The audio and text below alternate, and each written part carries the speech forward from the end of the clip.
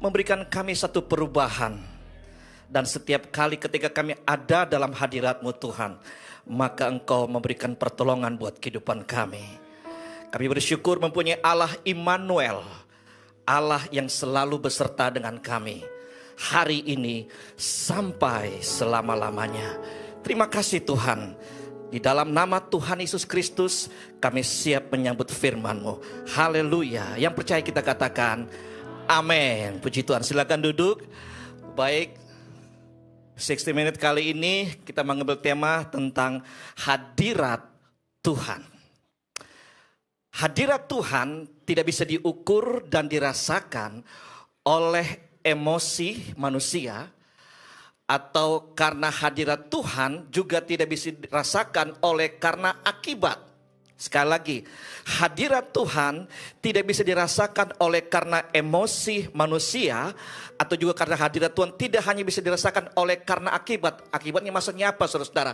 Akibat mungkin musik yang bagus, mungkin WL-nya yang bagus, ya saudara, pengkhotbahnya yang bagus. Tapi dengar baik-baik saudara, sebenarnya hadirat Tuhan ada oleh karena sebab. Oleh karena sebab. Sebab apa saudara? Sebab waktu hadirat Tuhan, waktu kita memerlukan Tuhan, maka Tuhan hadir. Artinya begini saudara, waktu kita memerlukan Tuhan, maka Tuhan hadir. Katakan amin. Amin saudara. Jadi mulailah hari ini saudara, Tuhan mau supaya kita memerlukan Tuhan, ya saudara, memerlukan Tuhan di atas segalanya. Ya. Mari saudara, kita mau setiap hari, setiap saat, setiap waktu, dalam hal apapun yang kita lakukan, kita mau supaya kita berjalan dalam hadirat Tuhan. Karena hadirat Tuhan bukan diukur dari akibat apa yang kita dengar, dari akibat apa yang kita lihat. Tapi hadirat Tuhan diukur dari sebab kita memerlukan Tuhan. Amin saudara. Nah, Bapak Ibu dikasih dalam nama Tuhan Yesus Kristus, ada ayat yang kita baca pada hari ini saudara. Ayat ini mungkin sudah pernah kita baca. Di dalam Mazmur pasal 23 ayat 1 berkata begini saudara. Bahwa Tuhan itulah gembalaku, maka tiada aku akan kekurangan. Ini ada kata-kata yang salah saudara ya. Maka tiada aku akan kekurangan satu pun. Artinya begini saudara, ketika kita memulai lakukan atau kita mulai jadikan Tuhan menjadi gembala kita, dengar baik-baik, tidak ada satu kekurangan yang harus kita pikirkan. Katakan amin. Nah, waktu kita pikir hal itu saudara, itu Tuhan hadir. Tuhan hadir. Jadi mulailah kita berpikir bahwa Tuhan itu hadir di mana-mana. Waktu kita berpikir bahwa Tuhan adalah gembala kita. Katakan amin. Waktu kita mulai berpikir tentang kekhawatiran kita, kita berpikir tentang kecemasan kita berpikir tentang masalah kita, dengar baik-baik. Bahkan firman Tuhan berkata saudara dalam 1 Korintus 10 ayat 13 berkata begini, setiap cobaan yang saudara alami adalah lazim dialami manusia, tetapi Allah setia pada janjinya. Amin. Ia tidak akan membiarkan saudara dicoba lebih dari kesanggupanmu. Pada waktu saudara ditimpa oleh cobaan, Ia akan memberi jalan kepadamu untuk menjadi kuat. Artinya begini saudara, waktu kita memerlukan Tuhan, pikiran kita memerlukan Tuhan, perasaan kita memerlukan Tuhan, maka di situ Tuhan hadir dan Tuhan memberikan kekuatan bagi kita. Jadi saudara, mulai berpikir pada saat kita apapun kita lakukan, ayo jangan sekali-kali saudara percaya dengan apa yang saudara dengar di luar daripada firman Tuhan. Walaupun faktanya ada, tapi dengar, di atas fakta itu adalah firman. Amin saudara. Ya, di atas fakta itu adalah firman. Dan firman itulah yang menguatkan kita. Waktu kita berpikir tentang firman, firman itu akan menjadi hidup kita. Apa yang kita pikirkan, firman akan bersama-sama dengan kita.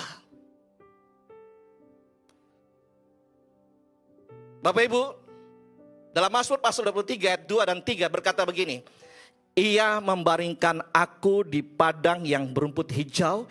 Ia membimbing aku ke air yang tenang. Ia menyegarkan jiwaku. Ia menuntun aku di jalan yang benar oleh karena namanya. Artinya begini, lihat saya saudara-saudara, waktu saudara berjalan, jangan lagi memikirkan di luar daripada apa yang saudara pernah baca tentang firman. Ya, berjalan. Engkau hari ini Tuhan akan membimbing aku Tuhan ke jalan yang benar. Kakiku melangkah ke langkah yang tepat, ke tempat yang tepat. Tidak ada lagi Tuhan aku mau terjadi kecurangan, tidak kebangkrutan. Tidak lagi Tuhan terjadi satu masalah besar, tapi karena Engkau membimbing aku Tuhan. Dan dengar, di situ Tuhan hadir. Tuhan hadir. Tuhan pasti hadir. Jadi mulailah belajar untuk menikmati hadirat Tuhan bukan karena akibat, tapi karena sebab. Sebab apa? Sebab kita memerlukan Tuhan. Amin saudara-saudara. Ya, terus saudara berkata begini. Waktu kita ada memerlukan Tuhan saudara-saudara, apa akibat waktu kita memerlukan Tuhan? Tuhan berkata begini saudara-saudara. Di dalam ayatnya berkata begini. Aku sekali-sekali tidak akan meninggalkan engkau yatim piatu. Saya besar dari keluarga yang broken. Waktu saya besar dari keluarga broken, saudara-saudara, pikiran saya hanya satu. Hancurlah masa depan saya. Tapi Tuhan bilang begini, enggak, aku sudah menyusun hidupmu. Tahun sekian, tahun sekian, tahun sekian. 1 menit saya bersaksi, tahun 84. Saya dari anak petani. Waktu itu ibu saya sedang mencangkul sawah. Saya naik di seekor kerbau karena mencangkul sawah saudara-saudara. Terus saya berkata sama Tuhan begini, Tuhan, satu saat saya akan datang ke istana negara. Saya berjabat tangan dengan seorang presiden. Saya nggak tahu presiden saat itu, nggak tahu karena masih SD. SD kelas 6 saudara-saudara. Saya akan berjabat tangan dengan dia, saya makan malam dengan dia, duduk di samping dia. Dan saudara tahu apa saudara-saudara? Tuhan mencatat. Karena apa? Karena saat itu saya berbicara dengan Tuhan, bukan berbicara dengan dunia. Waktu kita berbicara dengan Tuhan, Tuhan catat. Katakan amin. Amin saudara-saudara. Amin. Jadi jangan banyak bicara dengan banyak orang. Bicara dengan Tuhan. Tuhan catat. Tahun 98. Tuhan jawab. Saya duduk di samping Presiden Habibie saat itu. Di sebelahnya dengan Menteri Pertahanan Keamanan. Dan juga gubernur saudara-saudara. Untuk apa? Siapakah Jimmy Jephthah Lesnusa? Bukan apa-apa. Tapi saya belajar untuk terus berbicara dengan Tuhan. Dan Tuhan catat. Tuhan catat. Jadi jangan terlalu banyak ngomong ke banyak orang tentang masalahmu. Ngomong ke Tuhan. Tuhan catat. Amin. Tuhan ingat. Apapun masalahmu saudara-saudara. Dikatakan ini, walaupun aku berjalan dalam lembah yang gelap, aku tidak takut karena Engkau menyertai aku. Untuk apa saudara-saudara? Menjaga, membimbing aku sepanjang jalan. Waktu saya masuk istana, saya berjabat tangan dengan Presiden Habibie saat itu. Air mata saya jatuh. Saya katakan, terima kasih Tuhan. Terima kasih Tuhan. Ternyata catatan Tuhan tuh kita sering kali lupa. Betul tidak? Kita lupa ya, kadang-kadang kita ngomong sama Tuhan, besok kita lupa ngomong apa sama Tuhan ya. Tapi Tuhan gak pernah lupa saudara-saudara. Dia gak pernah lupa. Karena apa? Berkali-kali dia selalu mengingat apa yang kita ucapkan. Kita berikan tepuk tangan buat Tuhan. Jadi gini saudara-saudara, untuk dapat kita menikmati hadirat Tuhan harus ada dulu masalah. Harus ada dulu masalah. Masalahnya apa saudara? Dengan ada masalah sebabnya kita akan memerlukan Tuhan. Saya bacakan bagi saudara, masalah adalah jembatan bagi kita untuk dapat menikmati kehadiran Tuhan dalam hidup kita.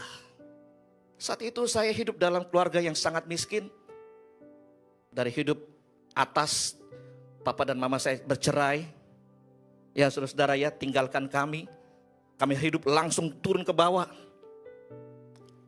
Tetapi Tuhan sudah mencatat kehidupan kita yang sesungguhnya. Katakan amin. Dan waktu saat itu saudara-saudara, saya katakan begini. Tuhan mau supaya saya menjadi saksi bagi banyak orang. Siapakah anak petani yang dulu, yang sangat miskin, sampai detik ini Tuhan memakai menjadi berkat bagi banyak orang. Oleh karena apa?